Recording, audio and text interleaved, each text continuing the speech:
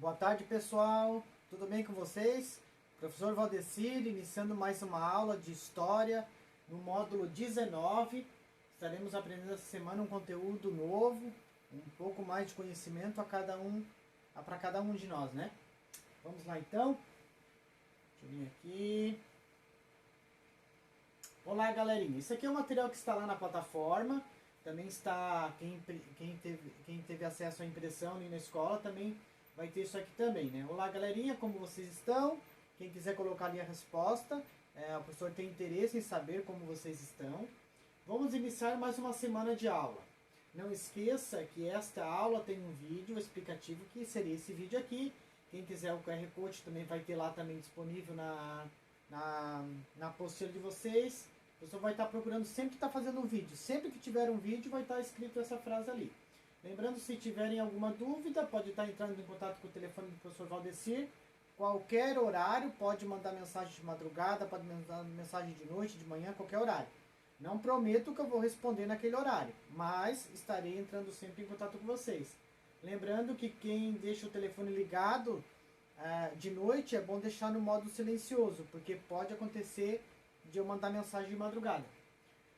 Antes, algumas orientações importantes. Mesmo que vocês tenham enviado as fotos via WhatsApp, o professor precisa que vocês vão até a plataforma, o pai ou vocês precisam até a plataforma, colocar lá como concluída a atividade, para que o professor tenha acesso para poder dar nota, porque ela vai no ambiente, ela vai mudando de ambiente. Quando o professor devolve para vocês, ela vai para o ambiente de vocês, aí eu não tenho mais acesso. Aí vocês dão concluído, volta para o professor Valdecir. E sempre colocar lá embaixo, quem entregar por via WhatsApp, colocar lá embaixo na plataforma, no recadinho lá embaixo, entregue via WhatsApp e devolve para mim, porque senão eu não consigo dar nota. Se tiver alguma coisa, gostaria que vocês falassem e escrevam aqui, né? Vocês que recebam a apostila em casa, que pegam lá na escola, quiser deixar um recadinho pro professor, pode deixar um recado aqui também. Nessa semana vamos aprender sobre a Guerra do Contestado. Guerra esta que aconteceu na divisa de Santa Catarina com o Paraná. Então foi uma guerra que aconteceu há mais de 100 anos atrás, praticamente 100 anos atrás, e aconteceu aqui na região de Santa Catarina, no oeste de Santa Catarina, e nós vamos aprender um pouquinho sobre essa guerra. Importante para vocês que estão aí no 5º ano, que é pode acontecer de cair em alguma avaliação, pode acontecer de cair em vestibular esse conteúdo. E em concurso também de Santa Catarina na matéria de História. Então é muito importante vocês estarem antenados aí na matéria. Certo? Procurei fazer um material bem elaborado aqui para vocês e de fácil compreensão. Então aqui, ó, a palavra-chave desse parágrafo aqui do nosso estudo, ela está em estrada de ferro. O que isso tem a ver, estrada de ferro? Ela tem alguma coisa a ver com o nosso estudo, nós vamos aprender agora. Aqui nós temos um mapa que está mostrando um caminho da estrada de ferro do Rio Grande do Sul até São Paulo. 100 anos atrás eles queriam ter construído essa estrada, ela não existe mais hoje, né? Ela não é mais funcional hoje, mas eles queriam ter construído essa estrada. E essa Guerra do Contestado, ela começa bem nesse contexto dessa estrada de ferro aí. Então o governo, né, do Brasil, na época o presidente Hermes Fonseca, então ele decidiu, vamos fazer uma estrada que vai ligar entre São Paulo e Rio Grande do Sul. Contrataram uma empresa, essa empresa foi lá e começou a construção. Naquela época não existia muitas casas, nem prédio, então era tudo muito mato, mata fechada. Vamos ler ali o texto então para nós estarmos fazendo a compreensão. Então, no cruzar dos séculos 19 a 20, tudo mudaria com a concessão, a construção, né? Concessão significa liberação para a construção da estrada de ferro, que veio por meio de uma contrapartida bem interessante. Em 1903, a Companhia Estrada de Ferro de São Paulo, em 1903, a Companhia Estrada de Ferro de São Paulo e Rio Grande recebeu a autorização especial do Ministério das Vias e Obras Públicas para a exploração de madeira existente na zona privilegiada de 15 quilômetros, tanto de um lado quanto do outro. E essa linha ela vinha da Itararé, Rio Uruguai e os seus ramais, além do que pudesse tirar dos terrenos das margens. Então ela tanto de um lado quanto do outro da ferrovia, tanto desse lado quanto daquele lado ali, ó, poderia ser feita a retirada da madeira. 15 quilômetros. Esse foi o acordo que foi feito com a companhia que iria construir essa estrada de ferro para o trem passar. Então, o contestado em si, aqui é uma frase do historiador ali, ó, historiador Sandro César Moreira. Então, o contestado em si não teve guerra, né? Contestado em si não teve guerra. Paraná não guerreou contra Santa Catarina.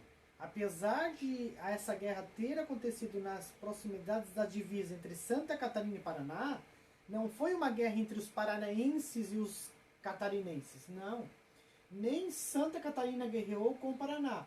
Eu costumo questionar assim, quantos catarinenses o Paraná matou?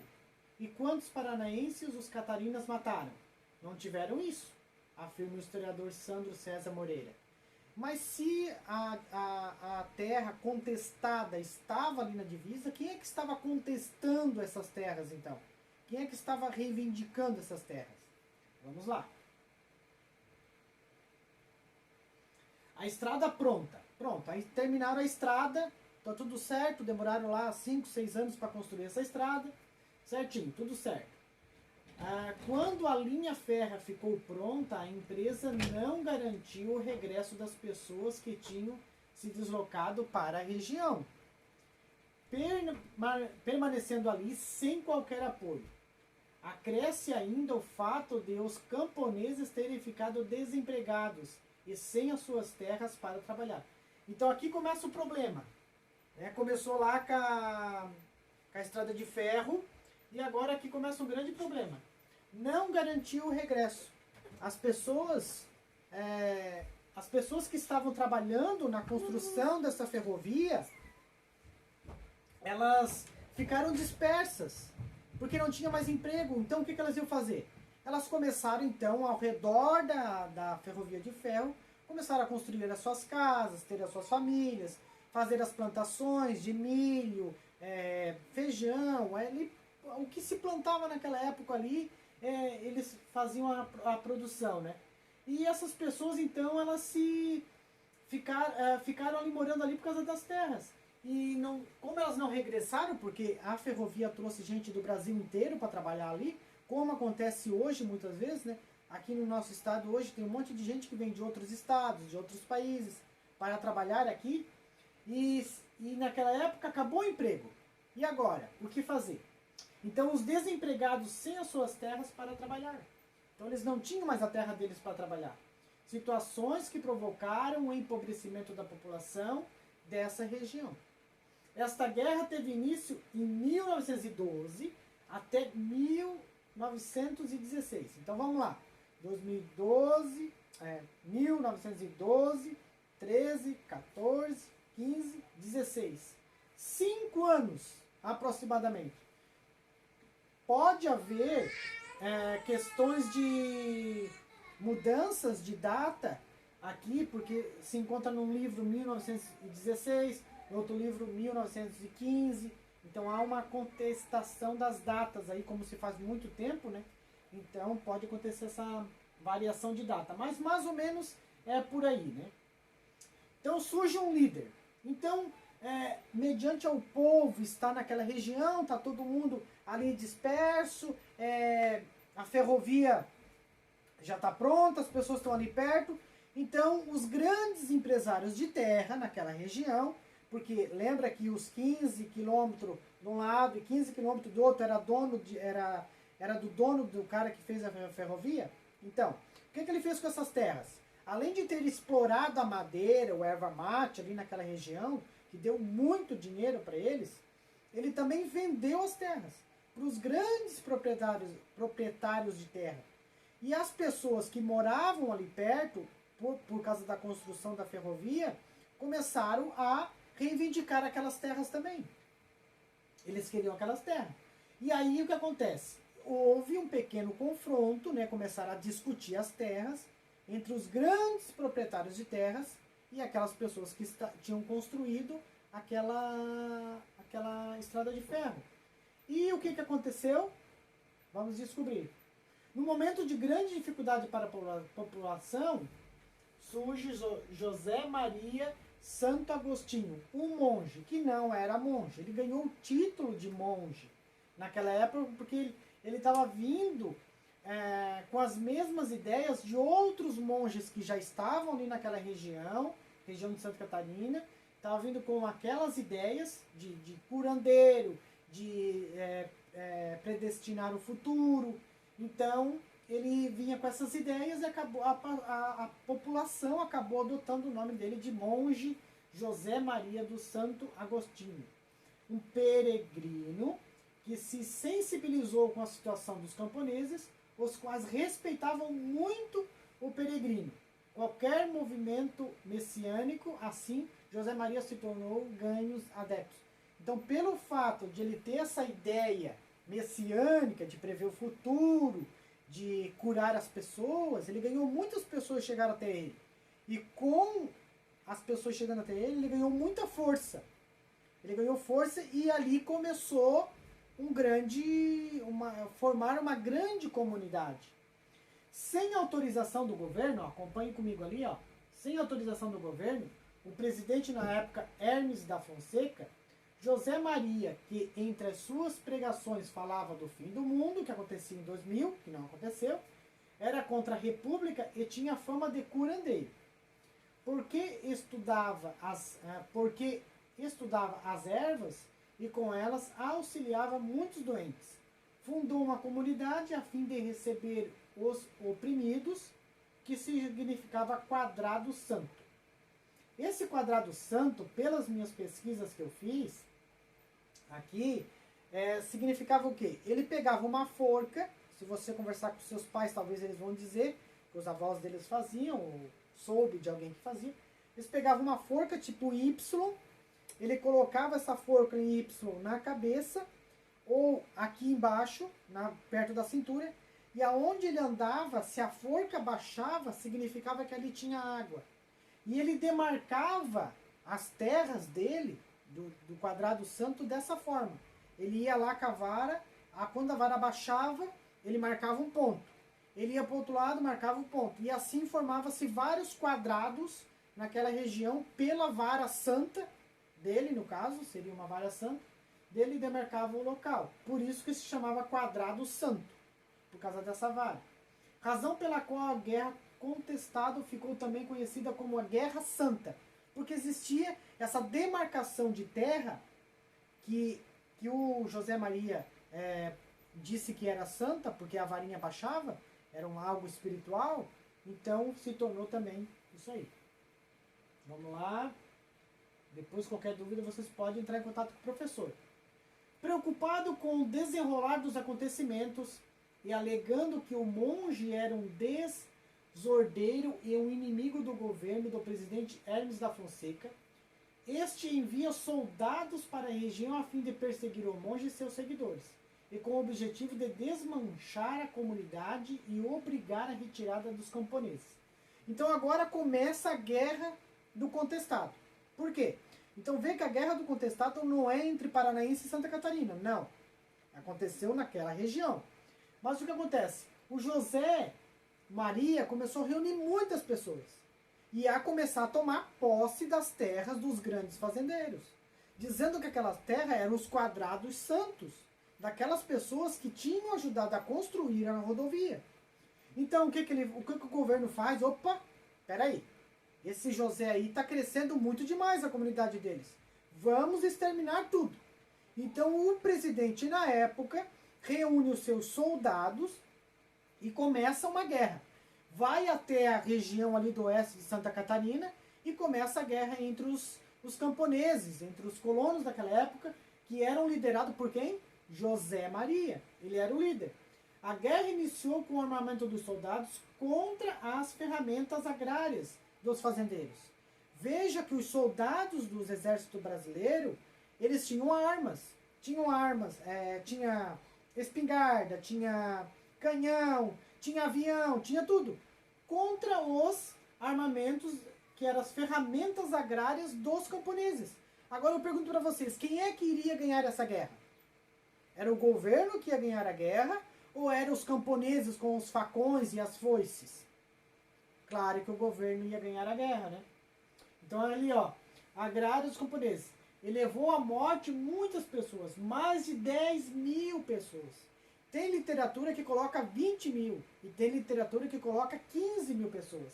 Na realidade, não se sabe ao certo quantas pessoas foram mortas. Então vamos ver ali, ó, maior 10.000 partos camponeses, inclusive o líder também foi morto na batalha em Irani, local onde tinha fugido. Agora eu vou sair aqui para ter certeza que as imagens vão ficar boas.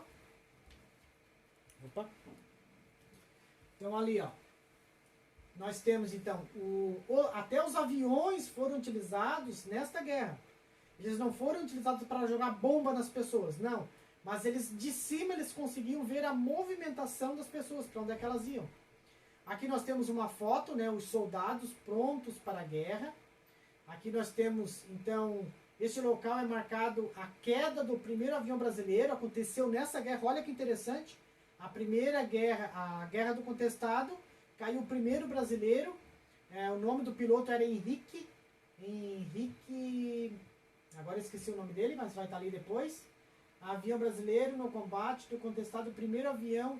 Aqui significa o quê? A Cruz do Aviador. Essa Cruz do Aviador foi feita em homenagem a ele, que foi aqui próximo que caiu o avião, que fica na cidade de General Carneiro, no Paraná.